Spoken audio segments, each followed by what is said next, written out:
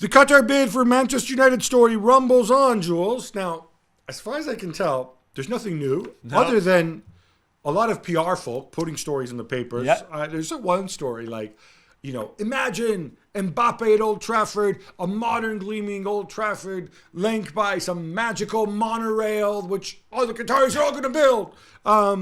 Supposedly they're going to make a formal bid this week. Yeah. I don't know. Certainly that deadline. The deadline is tomorrow. Yeah. So they have to be quick. Otherwise, who knows? Who knows? What's going on? What I'm curious to know, especially given that. Okay, they're all pretending like this has nothing to do with QSI, which owns. Yeah. But we know this. We know that it is. It's not. You cannot have. I mean, this is Qatar, right? Yeah. And these are Qatar. This is the Qatari Investment Authority, which I believe is QIA. So QIA is which the fund. Yeah. Is their sovereign wealth fund? Yeah. Right. Called QIA. So I'm sorry.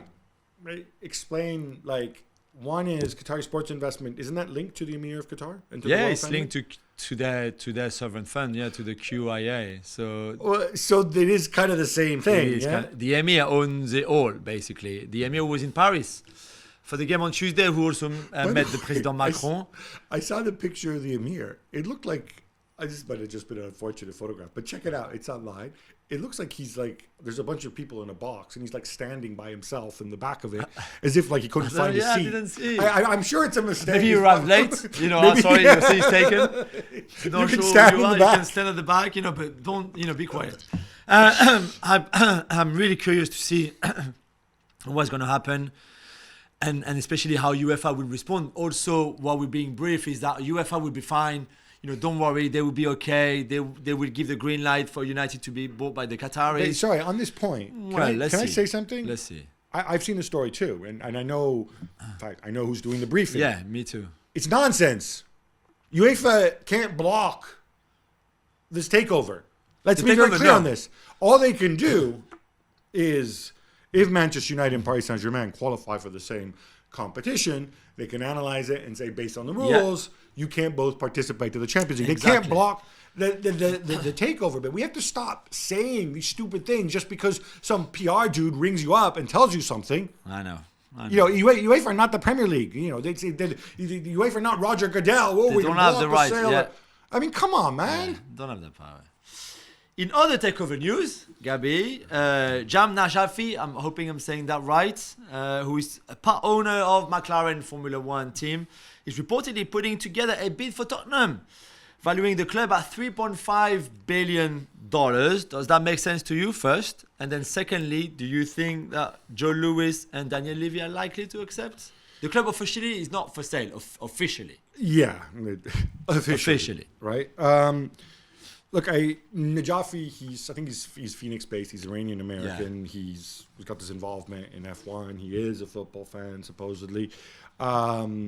He was at the stadium. We saw him at the stadium recently.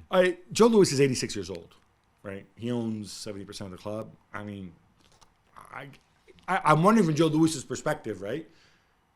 And I hope Joe Lewis lives to be 120 years old. But the reality is I'm already a billionaire. If I sell this club, I don't actually do anything at the club because Daniel Levy runs it all. I just own it. Do I need these extra $1 billion? What am I going to do? Buy more artwork to put on my yachts? Pass it on to your family, charity. But I think the point is this is why they feel pretty confident that they can hold out for $4.5 billion, which is the price supposedly Daniel Levy quoted. I spoke to somebody recently who's very well informed on these things, has looked at accounts of a lot of people, as has Swiss Ramble. He's got a good, really good piece out there on Tottenham's finances. This is a really well-run club. And when people are asking, why should Spurs be valued more than Chelsea? Spurs have a brilliant stadium. Amazing. Which Best in the Chelsea world. do not have, for starters. Yeah. I think Spurs also have a bigger fan base, even though less has success, obviously, in recent history. Yeah. And the training ground. Very, so very... I think this kind of lays down a marker.